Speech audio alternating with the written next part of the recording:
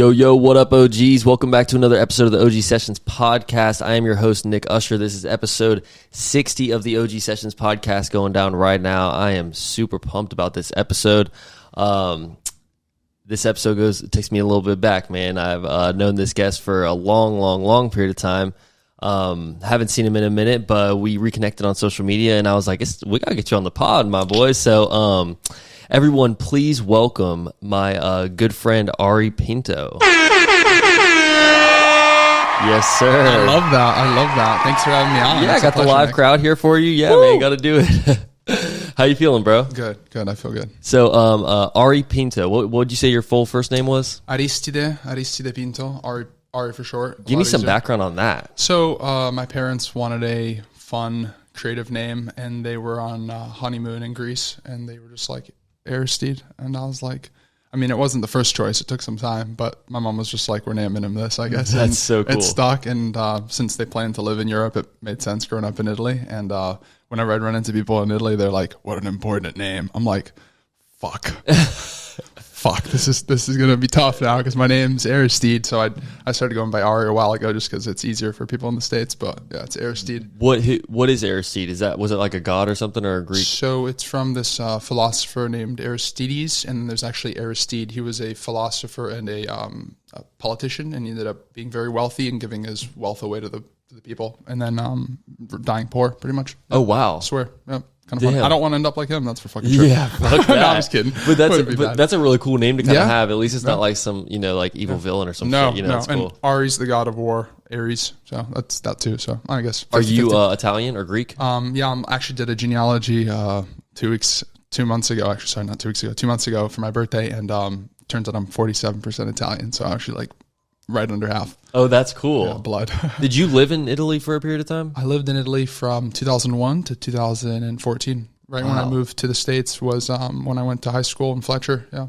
Yeah, I remember. Yeah. I'm pretty sure I remember when you first transferred to Fletcher. Yeah, you were the new kid on the block. I was rocking purple LeBrons and camo cargos. I had no clue what was going on. It was holy shit. I was getting attacked, but I learned. It was cool. Yeah, so that's where our background comes from. I obviously met you. We both went to Fletcher together. What year did you were a couple years ahead of me, I'm pretty sure. Maybe 1 year ahead of me, am I correct? I graduated in 17. No, we're the same. Oh, okay, really? Okay, dope. Yep. Cool. Yeah. What was that transition like, bro, coming from Italy to beaches? It was different. And different and not in a bad way, because anything new is you perceive as bad, I guess, but it was just like adapting. Took some time, and that's why I said I showed up with like LeBrons and like camo cargos, because I saw a lot of people wearing that. So I was like, let me wear that. And I got made fun of. They're like, oh, you're not supposed to wear that. I'm like, I think they're cool. Purple fucking Barney shoes, they were cool. And I had the silver LeBrons too, the 17. I don't remember. I think it was like the 13 Miami color. I don't know, but they're super cool. I remember rocking them all the time. It was like 2014, but no, I was like, yeah, it was tough because just like a lot of new stuff, but you adapt, and I'm making friends and meeting people like you was what helped, probably. Hell yeah, man. And dude, it was I mean, we had some great times back in the day. We had kind of like that same friend group. So when you first came in, we are, Coach Medlock was that? Oh, dude. I don't want to say names. That's not cool. Oh, no. They could see it on social media. Shout out him. But shout out all the teachers. Oh my dude, gosh. The art teacher, Coach Miss Hardiker, I still keep in touch. Yeah, she's in really? Ocean Walk. Yeah, I let her know I do art. She was like, she started crying. Made my day. That was a while ago, but yeah, no, I kept in touch with a few of them. Oh, dude, that's really cool. Yeah, and I remember, I didn't actually, believe it or not, I didn't graduate from Fletcher. No, where'd you go? I ended up going to Atlantic Coast. Sam and I went to Stanton, so we both didn't graduate from the school. But dude, we met there, bro. Yeah, I mean, hey, it was fun times while I was there, man. But if I would have stayed there, I don't think I probably would have graduated, to be honest. Just with there was just, I mean. High school, distractions. Yeah, dude. High school at Fletcher, that was a little bit different than like, I feel like normal high school. Sometimes freedom. If it was if it was raining, I wasn't going to school. I'm not parking in a mud hole. So if it's raining, I'm not going to school. I mean, sometimes if it's a little windy and there's one cloud in the sky, I'm not going. There's a chance it might rain. Can I tell you why I left the Fletcher real quick? Yeah. Mom goes, how the fuck do you have straight A's? You never go to school. I'm like, I do my homework and I sit for tests. She's like, but you're never in school. How do you have straight A's? She was like mad at me for having straight A's. She's like, you're going to Stanton. No way. Screwed me over. See, my thing was that the reason I left was that exact same situation, except you've got like D's and F's. I was like, how do you have straight A's and you're taking money from me to babysit your brother? Like, what's going on here? You're going to a more challenging school. This is fucked. I was like, oh, hey, that's not we got a phone call. Let's see if they want to be on a pod. Let's go. Let's see. Hey, I turned my phone off. All right. Who is it? It's Macy Howard. This is one of my people, man. Let's see what she's got to say. I'm gonna let her know Macy. as soon as she gets on. Macy Howard, you are live on the OG Sessions podcast right now. Hey, what? What'd you say? You are live on the OG Sessions podcast right now. Welcome. Good. OG forever. Certified OG. Checking in. What's good? I'm sitting down with my boy Ari Pinto. He's a phenomenal artist here in Jacksonville. But yeah, Can't wait to learn about him. what's that? Can't wait to learn about him. Oh yeah, he's a great dude. Well, I just wanted to let you know I'm buying the fights to watch at the house. Seth's fight. Oh, I was gonna go there. I was gonna go to it live with Jesse Farrell. Oh, did you get tickets? I did actually. Good for you. Good for you. He said I wasn't allowed to go. So Yeah, I'll definitely hit you up after he fights, and then we can kind of like recap. not after. Hit me up while you're there. Okay, will do.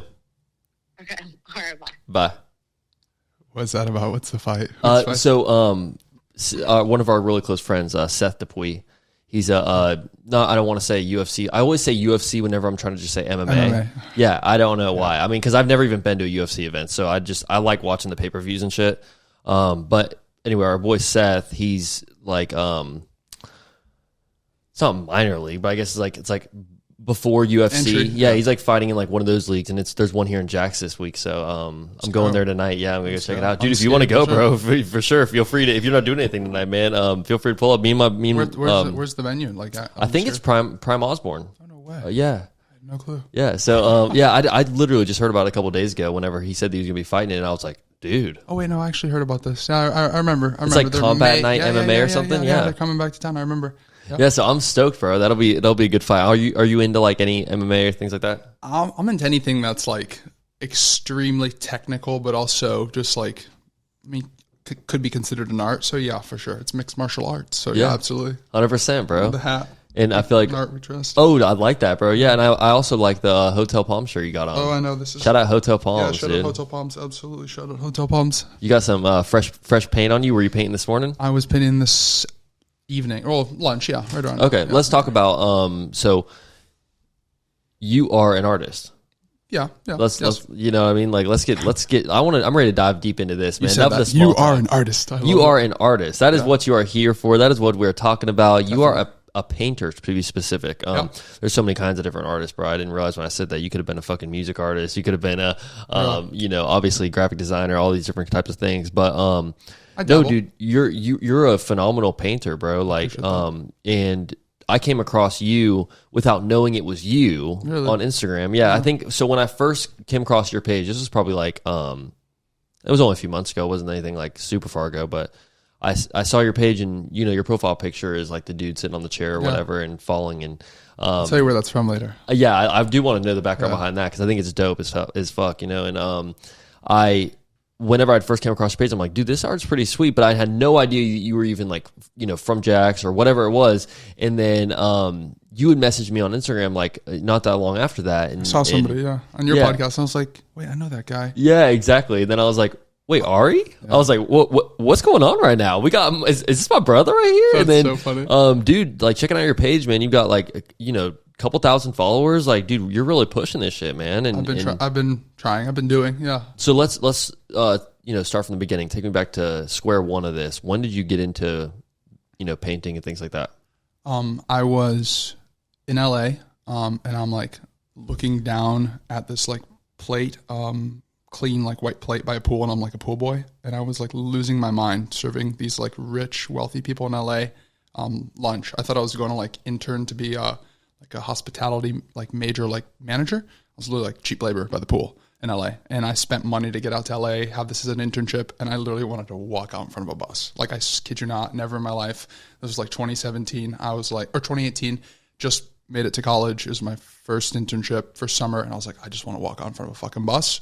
I hope to live so I can then collect some money and then not have to work, because this sucks. I couldn't believe I dedicated my like first year of college to being in hospitality, and I just felt like shit. And so called my mom up, and she's like, "Oh, we should probably come home. Don't attempt that." So I came home, and she was like, "Would you like an opportunity to make some art for my company?" And she works for Swisher Sweets, which is a big brand and company for tobacco and blunts. And ironically, at the time, they had this project called the Artist Project that they worked with Gucci Mane, Fetty Wap, Cardi B, and Machine Gun Kelly. And I made all 4 of them paintings to then ship from Swisher to them as like little tokens and gifts. And Wow. And they love the work. And I ended up actually going to a Gucci Mane concert on a whim, met the lady who was designing the museum for him in Atlanta. And that's kind of how my career as an artist started and spiraled into. Like, Wow, yeah, bro. it was random, but like I took an opportunity that was given to me.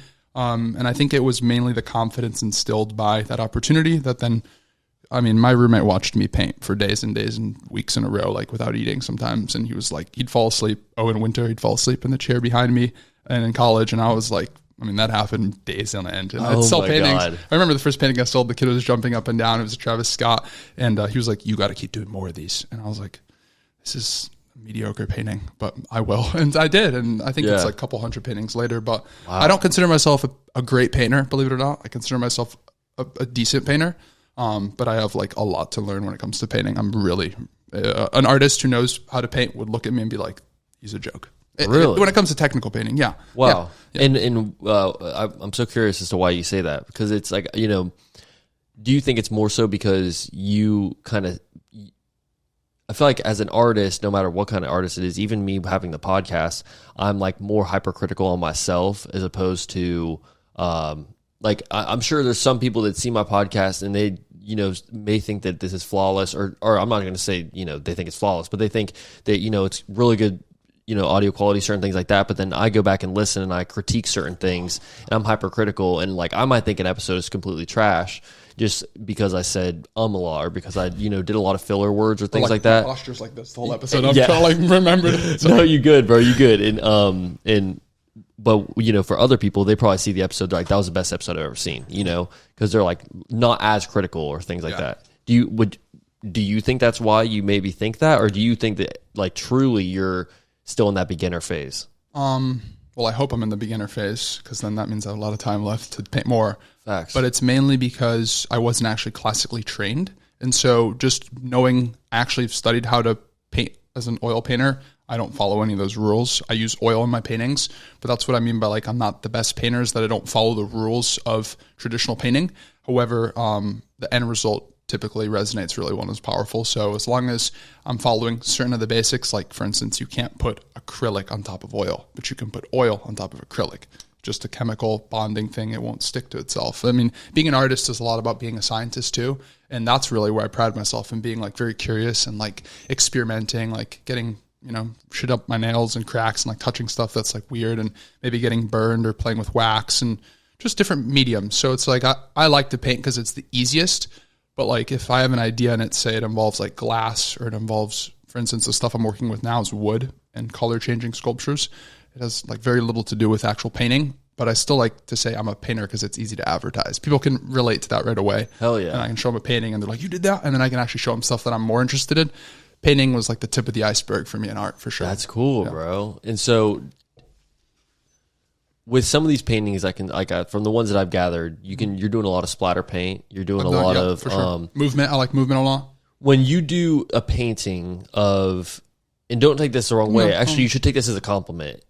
If because certain paintings you do, it's like a person's face. Like you did one of Elvis, you did one of Jimi Hendrix. Yeah. You did one of, there's a couple other big, Marilyn Monroe. Yeah, for sure. So these paintings, they're like perfect. Is there a stencil that's involved after the spray paint, or is it? For sure. Okay, cool. No. So I'll explain how I'll run the whole process down, because honestly, I've never gotten the chance on such a public place to explain it. Hell yeah. But most artists use some aid, whether it's projection or stencil. I don't actually use a stencil.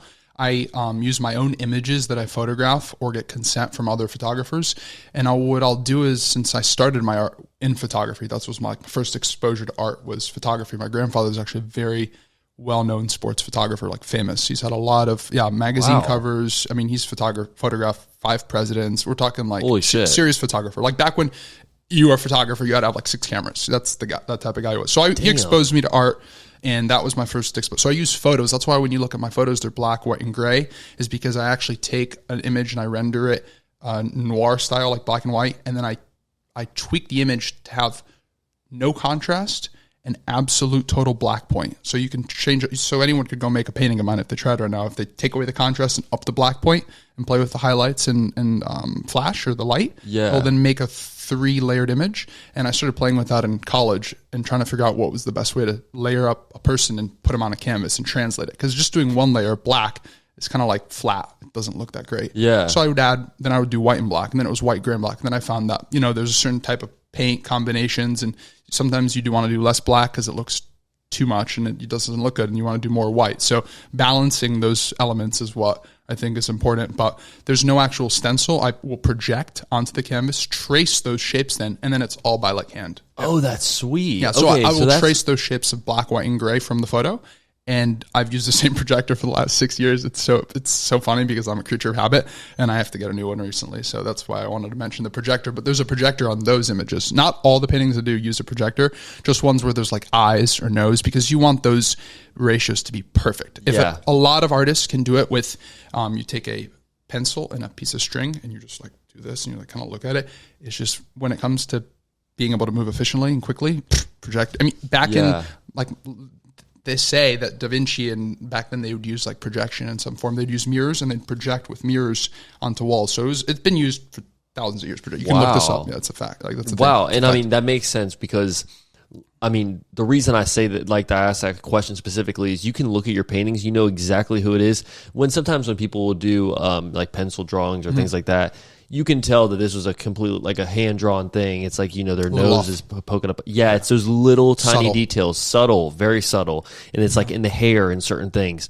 But with yours, it's like, you're like, there's no way he would know to put that little blemish there. You know what I mean? Because it's like, it's like perfect. It's like, and then their jawline, it's like so, and another thing is the canvases you're using are like the size of this fucking wall. Big. So I it's don't like small. I mean, I couldn't imagine like you're drawing a line like this and then you have to go and step back and see that, oh, that was perfect. Correct. Like, but I mean, dude, kudos to you. I mean, still having to go and like trace out the perfect part and then fill in to like, make it look like, I mean, the way that they look, bro, is so high quality with the splatter paint. Like some of them, I like how the splatter paint's kind of coming out of like where their brain would be, and it looks like their head's exploding type thing. But it's a bunch of cool colors. It's like I love that. Honestly, the one for Maryland is supposed to be like that. It's kind of like I paint the people I paint for a particular reason. They're all the people who are legendary, iconic, and immortal, but they didn't live an immortal life physically, but they live an immortal life metaphorically, meaning they're never going to die. So I painted them to show like, hey, I'm still going to paint him. Somebody else is going to paint him. I have a lot more of like James Dean, Louis Armstrong. I mean, people who like are never going to like fade away. But I mean, they're just ones I pick because I like them and I'm like passionate about them. But yeah, they're just, I like to call those like, it's almost like they're all the same, which is kind of like the same thing with all humans. We're all the same. We're all made of the same stuff. And that's why I paint them black, white, and gray, all the same. And then I add the unique color, which is supposed to add like the element of like, life, the uniqueness. There's no splatter you could render that's the same because you can't force that. Yeah. So that's kind of like a really the cool thought point behind it. I don't just like do it because it looks pretty. The goal is to also have it look pretty, but I want there to be some like thought behind it. When people are like looking at it, they're like, oh, that's important. That feels important. What's your favorite kind of painting to do? Like, I mean, obviously we just mentioned splatter painting. We mentioned like the stencils and stuff like that. I like abstract. Projection. Abstract and abstract impressionism. Yeah, for sure. I really love just like define that for Monet, me. Van Gogh, stuff where it's supposed to look real, but it really isn't real, but it still feels like it is. So like, like painting like the sea, and you paint like a rectangle of blue on the bottom of the canvas and a rectangle of lighter blue on the top. So it's like sea meets the sky, and you do like a streak of white across that looks like a wave, and it's like abstract, but like you in your mind you're like, oh, that's a moving wave, like that is really cool. So it's abstract impressionism, and then there's a lot of other like derivatives to it too. I like abstract art.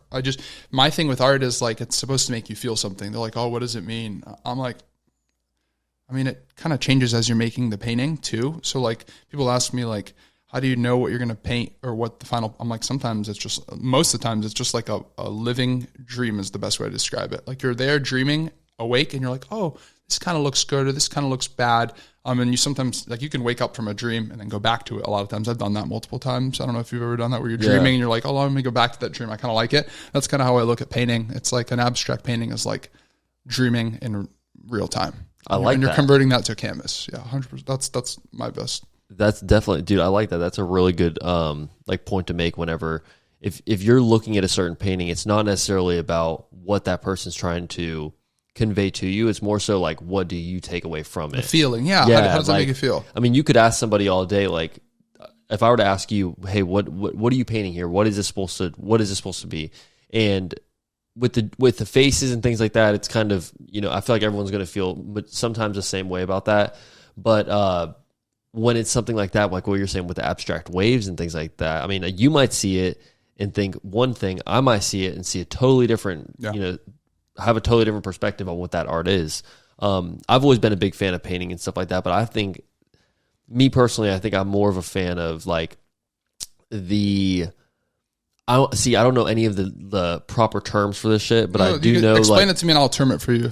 Whenever they've got like they're trying to do like a cartoony kind of person's face, but then the eye will be way over here and it's giant, and they've got another eye like right here. Or like a caricature, like one of those like on the street where they do side art. Very, yes, like very like warped almost. Yeah, like there's different dimensions to it. Yeah, it's like a cartoony caricature. Yeah, like some of that stuff is real cool. And you see some people, they'll do it with like graffiti and things, but surrealism too is probably what it is. Where like Dali, he has like the persistence of memory, and it's just like there's just surreal paintings that like it pretty much means like stuff that isn't real that you're trying to depict that your imagination is depicting, like dreamlike. That's what surrealism is. It's like almost like you're painting dreams.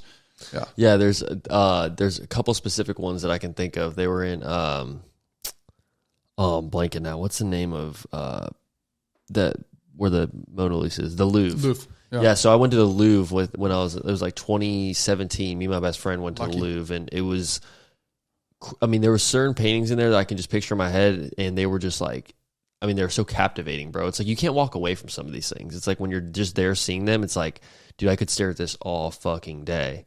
And with some of your art, I feel the same way. Like I'll see some of your YouTube videos, and I'm like, dude, this is actually, or I mean, some of your Instagram videos, I'm like, dude, these are legit paintings, bro. And it's always interesting to kind of see, like, from the artist perspective, what they're trying to depict or like what their like favorite kind of art is. Sure. And with you saying the abstract realism, but then you see, or I'm sorry, the abstract impressionism, but then you see like you also killing it with the faces and like the realistic looking, projection art or whatever. It's cool. You're very versatile. I appreciate you saying that, honestly. And I don't even appreciate you saying that. I like you noticing that means a lot to me because I don't like to confine myself to one medium. And I think that really the only limit that artists have is like their thought towards like, oh, this is my style. Like that doesn't really exist. Let me explain something. And this is something I've never gotten a chance to like verbalize to the public. But like if you only paint squares that are red, when somebody comes along that wants a blue circle, you're fucked. They're not going to want to buy any of your art. So if you only paint faces of men or you only paint faces of singers, when the dude comes along who wants a horse, the fuck are you going to show him? Yeah. So, I mean, as a businessman and somebody who also understands kind of like markets, like having variety isn't a bad thing. Being really good at one thing in particular is essential, but being able to show that you have that variety, like I can paint like patterns that really well that I like. I can also paint these faces, and I'm starting to get into more and more stuff that will just showcase little tidbits of versatility so that when I can go, approach somebody, email them, say, hey, I'd like to collaborate with your hotel, or I'd like to bring this to your space because I think it could bring value. They'll be like, show me. Because they need to see something. If they don't see it, and if you've done it at least once, even if it's for free, you can still show them. Like, yeah. Do you mind if we step into that like business side of it real quick? Because I want to know about this. I've got a ton of artists and, of all mediums that are in, the audience that are listening. And I know one thing that I've always been so curious about is how difficult is it to, not just move your art and sell it and things like that, but it's like, obviously you're a great artist, but I can go to Target or I can go to anywhere and go and buy these cheap little like printed canvases with a already perfect, like thing. And it might not be exactly what I'm looking for in a custom piece of artwork, but like, how do you compete with the price of that? Because I'm sure for you, I can only imagine, because I'm seeing your art and I'm like, this dude's got to charge hundreds of dollars for this shit. I mean, there's no way you're doing this for a cheap bargain, which is how you should do it. It's not like I'm critiquing you in that way. I'm just saying, like, is it difficult to compete with the people that are just pushing out these, cheap pieces of art? I wouldn't say I'm really competing, because the breath. Sorry. Oh no, you're good. I wouldn't say I'm competing necessarily. I am giving an alternative. At the end of the day, authentic people want an authentic product. And I think there's this Italian saying that says, prodotto di merda per persone di merda, which means products of shit for people of shit. So if you want a product of shit, be my guest, but I don't sell a product of shit. And so that's awesome. Meeting people along the way too, that kind of value what you do and you value what they do is essential. I think in college, I wanted to start reaching out to NCAA players before they could monetize on their stuff, because I was like, why can't you guys do it through art? Because art isn't merchandise. Art is art. So I actually made videos for Trent Forrest when he won the ACC championship, and I still have these originals with the videos, and I came up with what a NFT was before. It's not really an NFT. It was more like you could buy the physical painting, but it came with the video. So I created these time capsules for these different people. John Franklin III on the Tampa Bay Bucks, and now he's in the XFL. He's going to go to the NFL and kill it. Kalen DeBoer, too, who just got drafted from Marshall.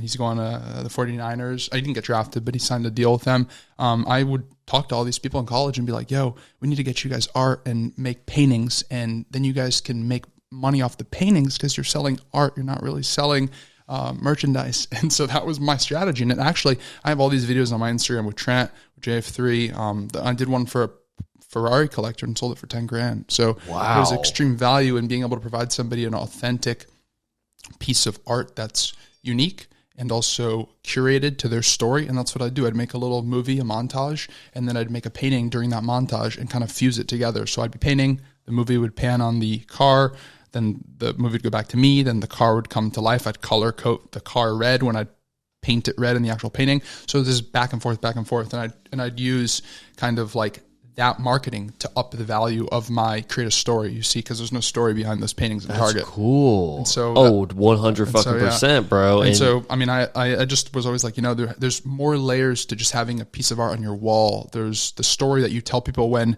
they come in and they say, oh, this is such a good piece of art. And then there's a story you show them when they walk into your living room and they see the TV and they see me painting that piece of art, or they see that coming full circle. 100%. So that's what I made. I love what you're saying about the time capsule thing, because that's a time capsule. That's very genius to do things like that, where it's like it's not just a piece of art. That was kind of the thing with the NFTs was exactly, you were getting actual value with the art. Exactly. And for people that are true art collectors, which I'm sure that nowadays it's very difficult to compete with people that are art collectors.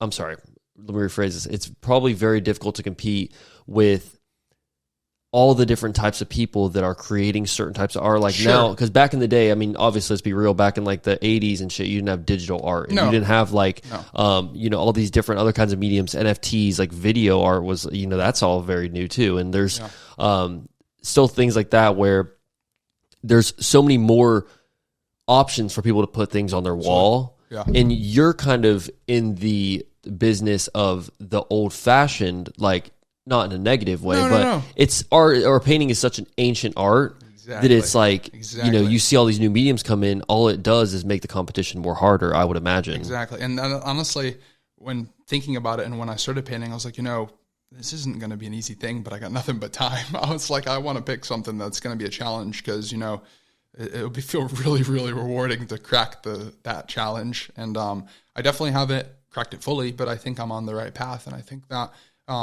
staying true to certain artistic values and just like values of like business and, execution, doing what you're going to say and staying true to that will always keep you, good with your clients and collectors, and also keep your name good with people. Like, it just carries a lot of weight to know that when you say, oh, the artist Ari will show up and do this, and they'll know, oh, this isn't just like, he's going to bullshit you. And, like you have to deal with the whole like persona. No, it's like professional, like, people want to deal with somebody who's professional and who also is on time and shows up, and you know what I mean? So communication in the art world is how you actually get those high ticket sales, is because most artists don't realize that you actually have to be a salesman to an extent too. The best art obviously will sell itself, but there's always a nice nudge. And I mean, until you have your own person representing you or manager, I mean, you got to know how to sell your own art, and do it when it's fit. So you can't like, you know, be like me all the time, like trying to like, oh, take my painting, like showing up to concerts with art. Like we've all been there or thought of it like, oh, I'll get this artist to sign my, like there's so many times where people are like, oh, you should get them to sign it. It's like me going to beg the artist to sign my art devalues me as an artist, because it's like, I'm not here to, I want them to respect my art. So I've actually had collectors of mine take my art to people to get signed.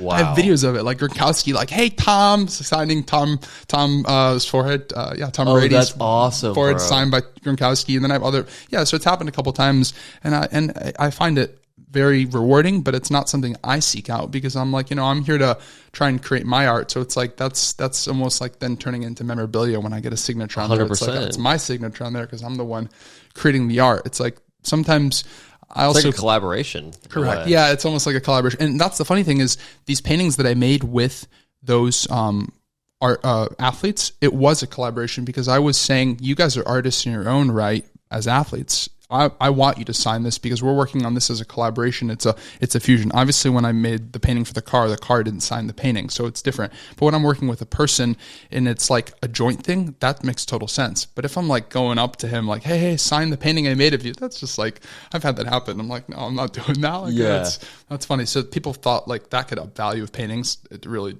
doesn't. It just, to me, it takes away, honestly. Yeah, that's a really good point of view on that, because I would. Or free art too. Sorry, like when you're like, oh, here, make him something, gift him. It's like, he's gifted. You know how many people gift people art? I don't want something gifted. If somebody gifts me something and it's not something I really wanted, I'm not putting it on my wall. Yeah, exactly. I hate to say that, but no, yeah, exactly. I mean, it's true. We don't all have just like, I mean, you see my place. It's like there's no room to hang anything up, you know, and so it's like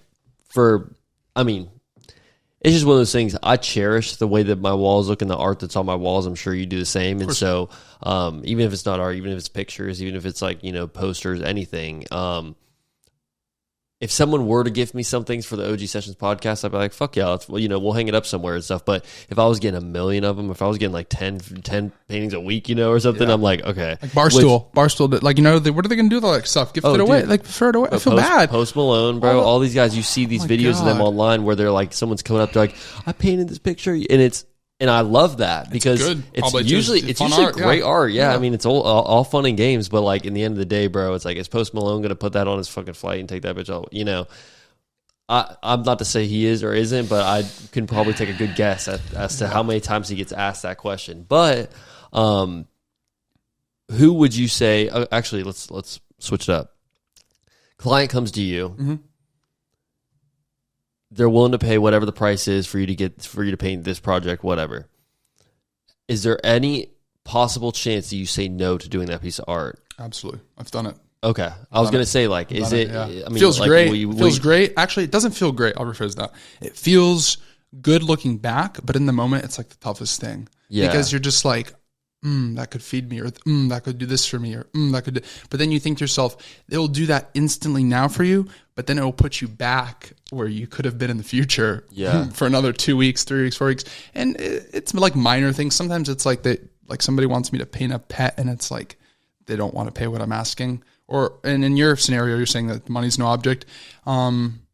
Only if it's something offensive or something where I don't think I can actually do a good job. I've actually to this day never said no to that situation because of like disliking what they've wanted me to paint. Yeah. It's just been like maybe the budget wasn't there. They didn't want to pay me what I wanted because it was something that was really time consuming or something stupid. Like this is what I will tell clients sometimes too. I'm an artist, not a printing machine, not a printer. So like at the end of the day, when you come to me and say, hey, can you make me this picture? That already like sets me off because it's like, it's not a picture, it's a painting, but it's okay. I won't ever like make people feel for not saying the right thing.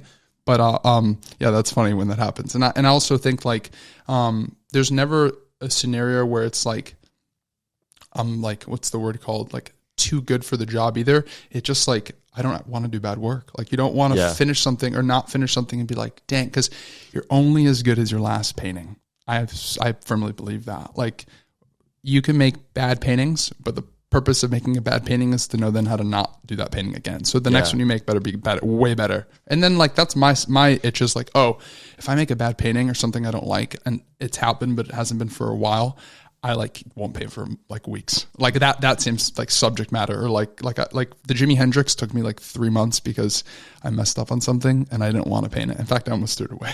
Damn. I've never thrown anything away to date that was like in progress. I've like rescrapped it, restarted. Yeah. But like I'm a big like believer in like don't waste the canvas, because in college I was like struggling probably to get the canvases in and stuff. I stole like a canvas or two. Yeah. Like, I don't want to mention that again, but I did. You have to, I mean, I did. And it wasn't even like I'm taking and not paying for it. I think it was kind of like a discount thing. Like, oh, this one's discounted, or I'd price. That's what it was. I'd price match, and it wasn't like a true price match. I'd Photoshop the fuck out of price matches. No, I'm serious. Like, you can Photoshop obviously, and you put in like a pen. Yeah. You just change the photo and you put it over a different price. Yeah. Oh, easy. that's hilarious. And they'd like look at it. I'm like using my art to like buy art. Yeah, exactly.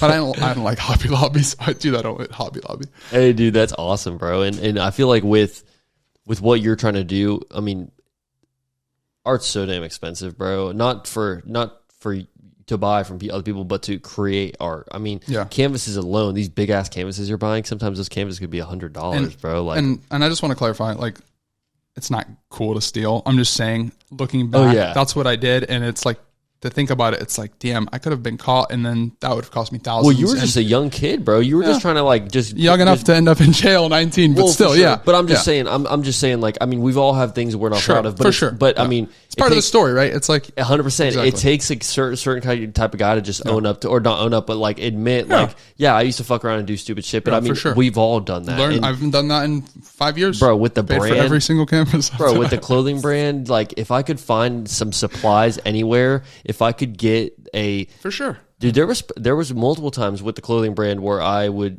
get hand-me-down supplies from somebody or just whatever it is, and like they're trying to sell it to me for a certain price. They're like, what do you think is a fair price? I have a funny story now, actually. Yeah. People in college would tell me how they'd steal subs from Publix, right? I was like, that's so fucked up. And I'd be stealing art from Michael or from Hobby Lobby. So thinking back, I'm like, damn, I'm a hypocrite. Hey, but sub would be from painting Publix to feed yourself, and then food to actually. I could have just gone right to the food, but I was stupid. I just have to take the paintings to make the money, then go buy the food. Now you could just take the food. That is very true, dude. That's fucking hilarious. What would you say is your funnest? Funnest isn't a word, I don't think. But what would you say is your most fun piece of art that you made? Your favorite painting that you've done? Oh, that's tough. What do you mean by most fun? Like the biggest challenge, like to install, or like? I've got two. I've got which whoa! I can't believe I made that. Which one's your personal favorite? Where you're just like, whatever it is about that painting, it's just like you number one on your list, maybe not even for sale. And then what's another painting where it was like the most challenging? Okay. Like on a wall or something like that, you know? Yeah. So my favorite one, this is stuff I've done, obviously, right? Not stuff for sure, yeah. Was this elevator downtown at the Lark. This friend of mine, his name's George. He owns the building, and he's one of the operators and business owner of the Lark. It's an event venue. And he was like, I have this old elevator, and it's 100 years old. And I had a guy come do some work, and I honestly don't think, like, I think it needs to be painted because the patch just didn't look great. Like, I'm like, okay, I'll come help. Like, not a big deal. And I was thinking to myself, what the heck did I just agree to do? I had no clue. But it was literally a 100-year-old elevator, and I painted that thing overnight, and it turned out to be probably one of the coolest pieces of art I've made to date. And you just walk into it, people take wedding photos in there. It's just like, to me, it's like a landmark piece of art for what it is, because it's given me a lot more thought towards, like, there's so many more elevators I want to paint and just turn into like its own little mini experience. Because the pitch was, hey, let's make something that's a photo moment, and that also, like, kind of like when you enter it, you're just transported. Like, it's just totally different. So it's all blue in there, and it feels like you're kind of in the sky, and it's like flowers. I don't know if you've ever seen it. Really? I need to see it. Yeah, so you can actually go in person and check it out. I would love to, bro. Any art walk will be open, so check that out. And the building is beautiful. It's covered in art inside and out. But it's really cool, bro. And so the elevator is one of my proudest pieces, just because it was kind of like a surprise. Like, I stayed up all night painting this thing from like 10 p.m. to 4 a.m. Went to Desert Rider the morning and got like 2 bacon, egg, and cheeses, and then felt sick because I ate too quick, too much. Oh, that's awesome, bro. But but that's like a very like that. That would be probably one of my personal favorites too. Gritty. You know? It was like gritty. It wasn't like hard in the sense that it was like hard to do the art, but it was like hard to like mentally stay up. And I fell asleep and then woke up and went back and I was like, damn, this does not look good. And I want it to look good and finish. And in my head, I can see, because it's this poppy pattern I do. And I use that pattern to do the whole internal elevator. And I was like, I couldn't get any of the metal with blue on it because it's like, you know, you wanted to keep certain elements of it patina. And so it just was a little bit of a challenge. But then another one, the second one was like the painting that I was like the most challenging. Most challenging, do. Yeah.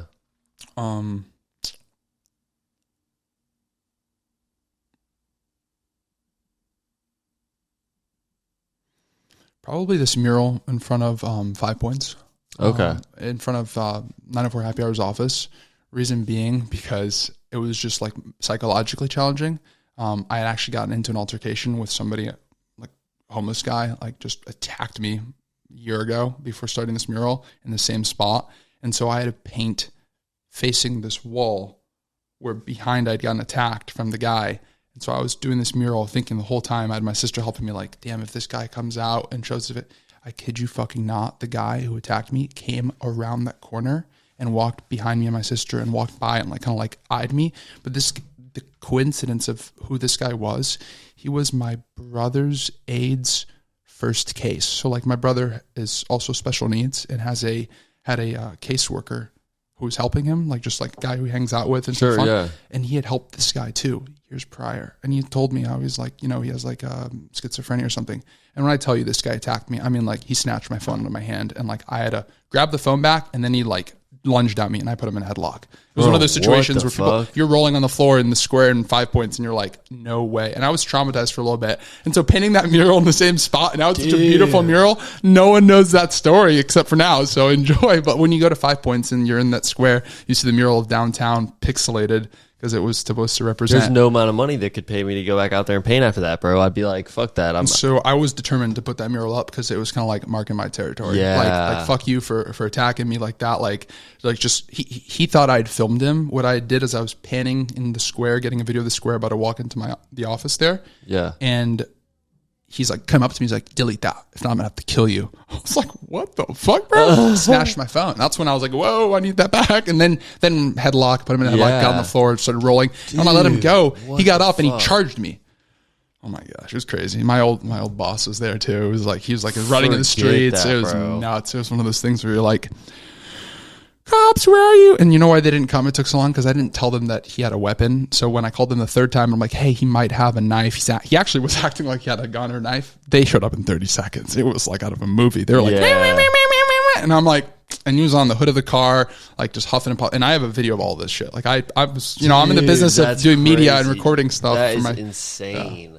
That's like, dude. So that gave me goosebumps. Look at the goosebumps. Yeah, bro. You can't pay me. You can't pay me money to go and do that shit, bro. There's no way. I mean, because it's like, at the end of the day, bro, you just want to do your like perform your art in safe places. Yeah, yeah. Appreciate it too. Like it was, and I honestly wasn't like painting in that second when it happened. I was filming and I was like going inside, but when I was painting, it was scary because I couldn't see who was coming. And I'd run into him again, kind of like in the area there, but I hadn't seen him in a while. But he went by Simba, so that's what people called him. Yeah. All right, well, Simba, we got our eye on you, boy. Don't be fucking around no more, man. We got. Don't do that shit. That we're crazy. Exposing you now, son. No more attacks in the city. Some of my friends heard about that and they saw me. They saw my back. It was all bruised up and cut up. I was like, yeah, I had to roll around on the floor with some guy. And people probably wasn't showering neither. So it's like he's fucking nasty, dude. You're over there like. The worst part is when I was on the floor and he was like rolling and we're fighting, people thought I was like attacking him. Oh no. Oh dude. It was one of those situations and I'm like, no, please. And then they're filming me and I'm like, oh no. I'm like, I'm about to get canceled or this is bad. I'm like, oh fuck. Bro, it's like you always see those videos and it's like the video starts as they're rolling on the ground and I'm like, and then all it is like you just like laying the dude out and getting him in a headlock or whatever, and then it's like, dude, no, I couldn't punch him. Yeah. I couldn't punch him. If I punched him and something happened, I would have not been okay. I'm like super guilt like driven person. Oh, like if I do something bad, I could do it, but then like I'm guilty, and like I always apologize to people. So like people who know me, they're like, oh yeah, of course he's gonna come apologize. Yeah. He's a fucking dumbass for getting mad like that because he's just gonna apologize anyway. That's funny. That's funny. So you mentioned you mentioned outside of your workplace. Do you now do art full time? So or yes, in a way, I'm always like actively like looking for art and being creative, and I could definitely say that it has always been like one of my main focuses for the last 2 years.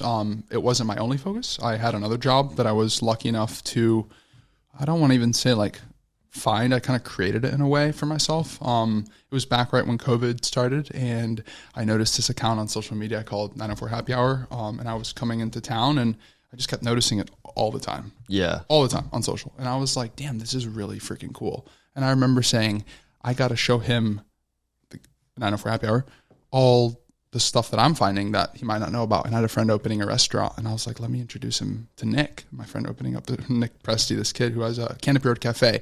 He ended up reaching out, had 904 come by. I think it was just like a free meal or something like that for a feature gift card.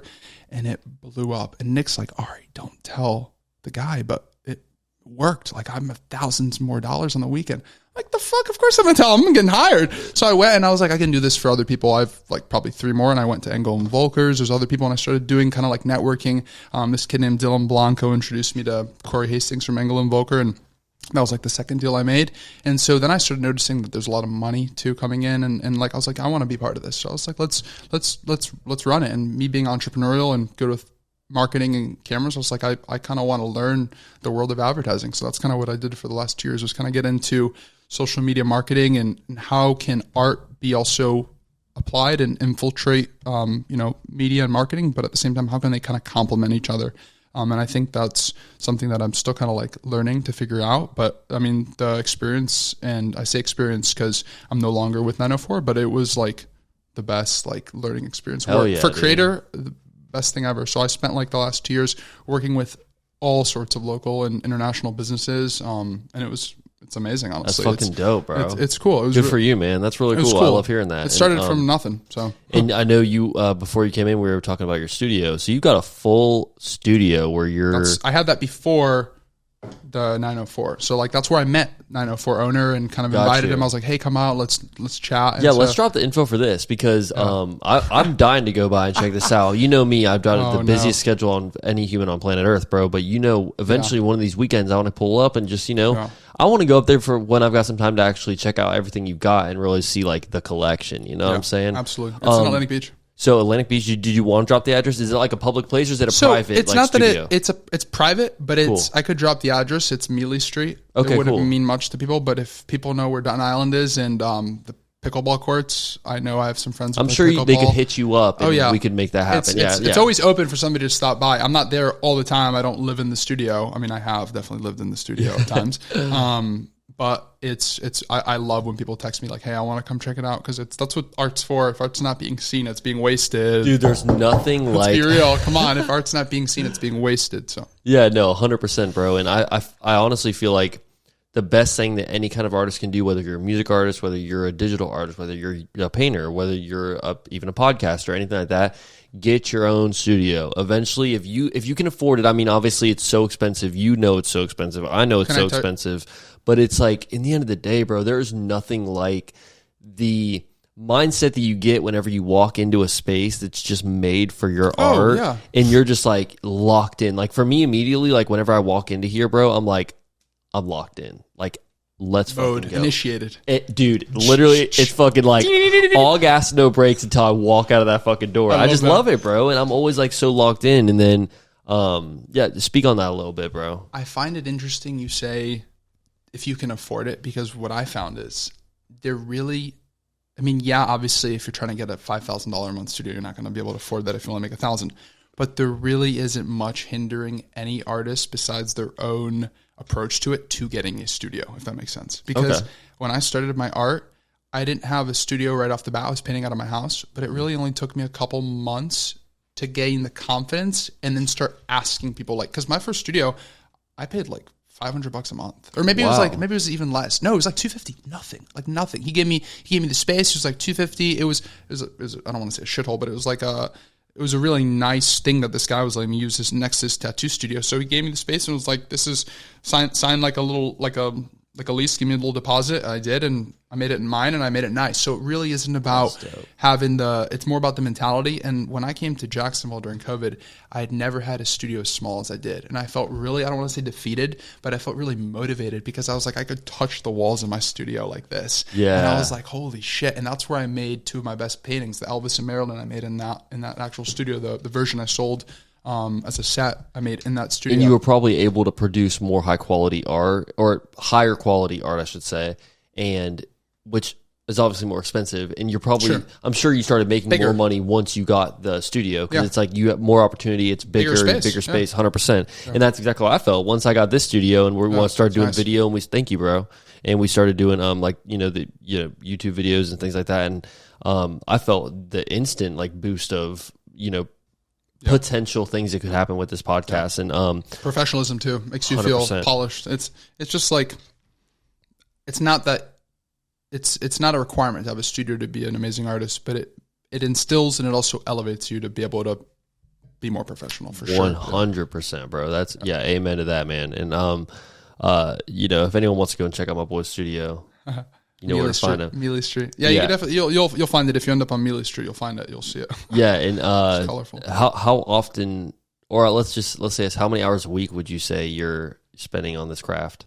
I couldn't quantify. Oh, let me do some math. So let's just say 7 times 5, 35. Let's just say right now, maybe 35 hours a Good week. shit, bro. But that's just right now. When Very I started, difficult, man. I started, it was definitely a lot more, and then it maybe dipped down a little for when I was kind of getting into advertising. But I always did it, if that makes sense. It was kind of like something that always stayed consistent, and that no matter where I went and house I moved to, I always kept the studio. And that's kind of something that I found to be interesting, because it's like you don't have to really own a house, but I really want to one day own a studio, so I can say I own that building and I can always have a place to just retire to, or let other people have a space to retire. Because my studio is mine, but I have tons of other artists' art that I safeguard and safekeep, whether it's paintings from murals from a festival that we're storing, or it's just like paintings that somebody just can't fit in their house. Because that's one of the biggest things I find is there's not enough space for artists to store their work that they make or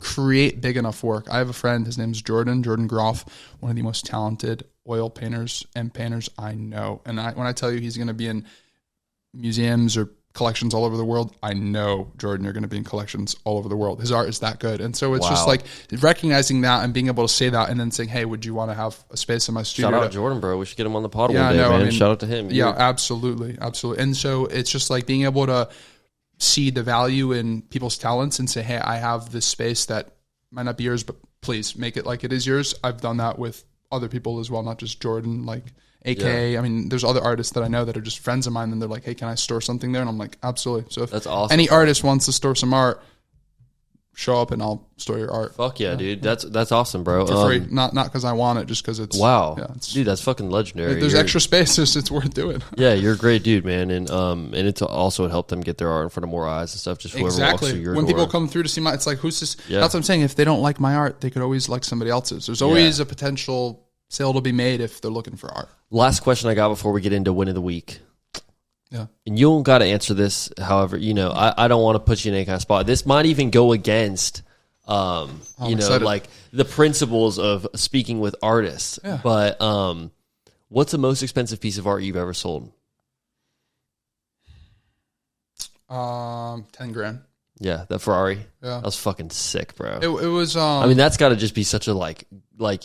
I mean, once you finally get that payment and it's in the client's hands, it's just like job well done. You know what I mean? It's like everyone's happy. It was stressful. It was stressful because I had never done something like that. And this car is an expensive car. Yeah. I mean, it's $250,000 car, and they're getting a piece of art that's, 5% of that cost or whatever that is. Yeah. Yeah. So it's like at the end of the day, it's not a matter of like, am I going to make a good or bad piece? It's like, it has to be a good piece. Yeah. 100%. And it's just like, it puts the pressure on. But I really have learned that if you're going to like try and just up consistently the sale monetarily of your art, it's going to hurt you mentally, because then you're always like looking for that like number gratification. Yep. And it's not that isn't good. Trust me, famous artists are like, oh, record auction sale. I mean, record this, record that. We love records. It's just more kind of like the focus is more just like the product, not the price. And so they would have paid whatever it was, probably 15, maybe even 5. I could have gone cheaper. It was more just about like, this is what I set and this is what I want, and they're willing to pay it. And as an artist, that's like, it's more of a respect thing. I respect those collectors and people who love my art and paid that for that a lot, because they're going to show that, and they already have to a lot of their friends, and it's come up like, oh, he loves that piece, and I'm like, it's in his garage where he keeps his car, and so dope. It's awesome to see that he's a doctor, and it really means a lot that he likes my art and likes my ideas. I see why it does, bro. You're a great artist, man. It's an honor having you on the show, man. And let's go ahead and get into my favorite segment, win of the week. It is time, man. So, win of the week. This is a segment that we do every week here on the OG Sessions podcast, where we shout out a person, place, or thing that has inspired our week and caught a dub just, in our hearts. There's certain things that happen throughout the week that just make the vibe right, and on this podcast, it's no free shout outs. So we don't like to shout out a lot of things that, are helping us in some type of way. But I think all of us in life have certain things that happen to us throughout the week that we can relate to, and our audience can relate to. And so my win of the week this week, unless you'd like to start off. No, please go first. Okay, so I have one, but it's like my win of the week is waking up when it's raining outside. Now, preferably on a weekend day, so you don't got to immediately go to work or go do a lot of things. But dude, like this morning, I woke up, it was like thunderstorming outside. Bro, and it's like the sun isn't coming in, like it's like dark outside. So it's like you feel like it's still, I mean, if you can sleep until 10, you feel like you're still, dude, oh my God, that is the best feeling, bro, in my opinion. Just like when you wake up and it's pouring rain outside and you're just like, hey man, we're kicking it inside for a little bit. I don't want the rain all day, but in the morning time, waking up, you got that rain, you got that thunder, rumbling, you got everyone, you look over at your dog, and your dog is just passed out, laying upside down on the floor. He doesn't even know the sun is up yet. It's like, that is, for me, that's a great start to my day. I hope some of the audience can relate to that, but let's pass the mic over to you, brother. I honestly spent a good 5 to 10 minutes driving over here just thinking about this, because I haven't been having great weeks lately. And it was like, damn, am I really not going to be able to pick like one freaking thing? But I can. I was at a gas station, and this old VW from 1979 pulled up, and this guy was so nice. He even got out of the photo when I asked my mom, who I was with at the gas station, to help. She was like, can you pump my gas? Sorry. I'm like, oh my God, I can't believe my mom's like that. She won't pump her. Anyways, I pumped her gas, of course. Hell yeah. She didn't want to touch it. I was like, is it really? I was like, I get it. I'll pump the gas. Yeah. So I did. But then as I'm pumping the gas, this car comes rolling, and I like turn over, and I'm like, oh my God. I'm like, this is patina mint. It was the most beautiful car, and he was just so nice. And the guy gave me the whole story of how like it was his neighbors, how when he moved in, he was like, would you ever consider selling it? She's like, hell no, not over my dead body. 2 years later, she sold it during COVID, and he kept care of it ever since. And apparently he is known in the neighborhood for the car, because somebody else saw me talking to them. And when I went into Biscotti's, there was a server at Biscotti, she was like, I saw you talking to the guy with the car.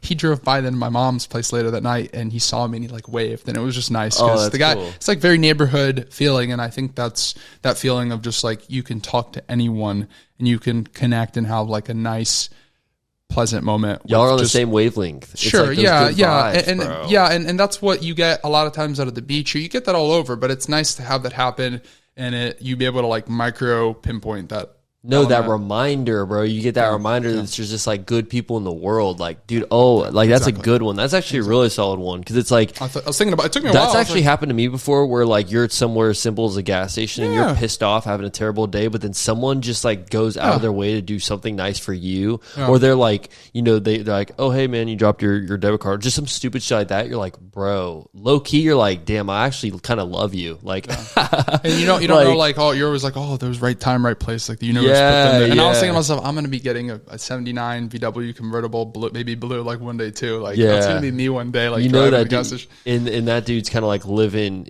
your future dream. Like it's cool. It's like you see them, you're like, I'm jealous, but also you're a fucking cool dude, and I want you to have this car. Yeah. You know what I mean? Like I don't even want it. I want you to have it, but down the road, I want an identical one type shit. Yeah. So that's cool, bro. I love that win of the week, man. I want to go ahead and plug all these people in with your info so they can go ahead and admire all the art that we've been talking about. Go ahead, Instagram. So my Instagram's Ariart, ARIART. How the fuck did you get that name? You want to know? Yeah. This is crazy. I'm glad you asked. It took me 2 years. I traded somebody a painting for that Instagram name. I kid you not. I have the DMs, and I fucking did that. It took me 2 years. I made him a painting of him and his wife. I have the DMs, and I begged this guy. And I have the whole story because I did this while I had a previous partner, and I was in Italy, and we both loved cats. This whole fucking thing. I kid you not. I traded a painting for Ariart. He goes, you know what? You're the 50th person who's asked me for this thing, but you know what the one difference is? You offered me something. You offered me a painting. Dude, no one else cool. because Ariana Grande, everyone's Ariart. Yeah. So I have Ariart because I gave this guy a painting. I had underscore Ariart, and he changed his name Arturo Ariossi. Thank you, Arturo. He's in Italy, and he did that for me. And I was like, it took 2 years though, because it took me 2 years to make the painting. And what are the odds that he's in Italy too? Like, dude, legendary, bro. Legendary. You're fucking so legend. That's cool. Ariart is the Instagram handle, and my email is aripinto, ARIPINTO, art @gmail.com. I email and I do Fuck yeah, dude. do Instagram and DMs. Yep. Dude, I appreciate you coming on the show, man. Everyone that knows the OG Sessions podcast, man. Instagram is going to be OG Sessions Pod, Twitter OG Sessions Pod, TikTok OG Sessions, YouTube OG Sessions. If you are not a Patreon member, if you are not a certified OG on that Patreon, man, head over to patreon.com/OG Sessions. Choose a membership that's right for you, and let's get rocking and rolling over there, baby. We got the chat community going dumb. We got all the certified OGs getting 2-day early access to all the episodes. So if you're one of those guys where you just can't wait until Thursday to see this episode, you're over there itching for it on Tuesday, Wednesday, man, go ahead and join that Patreon. We got price points for everybody. There's 3 different tier memberships on there. So if you just want certain benefits, but you don't want the whole package, we got you. Man, shout out my boy Ariart. He came through. It was a phenomenal episode, dude. And it was just great to recap with you again, bro. I'd love to grab some lunch and just keep this relationship going, man. Come to the studio. We can't 100%. We'll do lunch in the studio. Amen, dude. We got to do it. We'll make it happen, man. And we, whenever we kind of parted ways for a little bit, whenever you went to your school, I went to my school, and I hadn't heard from you for a while. We can't let that happen again. No. All right, we're in the same hood. I'm gonna hold you to a part 2 episode for season 3. So, yeah, hopefully, we got a little different look in the studio or something, man. We'll have that shit popping. Appreciate it, bro. I can't wait to be there. Yeah, dude, you're a legend. I appreciate you coming on.